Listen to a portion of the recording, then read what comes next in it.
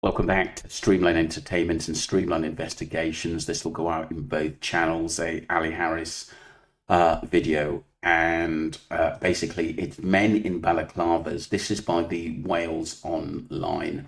Men in Balaclavas firebomb terraced house over drug dispute. Dean Reddington, 40, and Dean Eastwood, 34, were armed with jerry cans with hoses attached and poured petrol through a smashed window before setting the house ablaze. Wow. Unbelievable. Unbelievable. That could have just killed anybody, to be honest with you, inside, or caused basically a terrible thing to neighbours as well. A terrace house was firebombed by two men armed with jerry cans who smashed a window and lit a fire over a drug dispute. They were caught in the act by a woman who lived at the property and chased her away as she wet herself in fright. Absolutely sickening, people. Let's get straight into the article by Ali Harris, and the basically Ali Harris is actually telling us the story, but Philip Jury is the court correspondent there. Good afternoon, everybody. It's Ali here. This came in from Philip Jury of Wales Online, which covers the firebombing of a terraced house in Wales, which was occupied by two people and their family. The lady in question we have come across before, and we can go into those details later. But Dean Reddington, 40, and Dean Eastwood, 34, were armed with jerry cans with hoses attached and poured petrol through a smashed window before setting the house ablaze.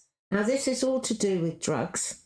So we'll just take it down there. You can see the terraced house was firebombed, and they were caught in the act by a woman who lived at the property.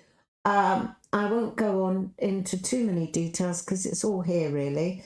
But they travelled from Manchester to Caerphilly to Tritomas in Caerphilly, and this Jed Widegold and his partner Claire Barry, and we have come across her before regarding drugs, and there have been a series of incidents involving damage to property and vehicles.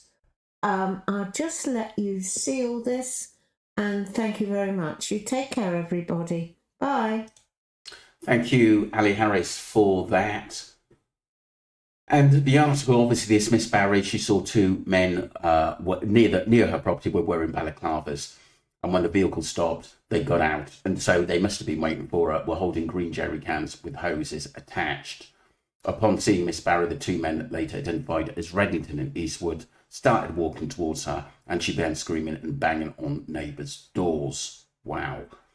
Eastwood began running towards her, and she ran away before hiding behind a wall in a neighbour's garden and wet herself in fear. Reddington then smashed the window of the victim's home and poured accelerants through the window before someone was heard to say, burn it to the ground, burn it to the ground. Wow.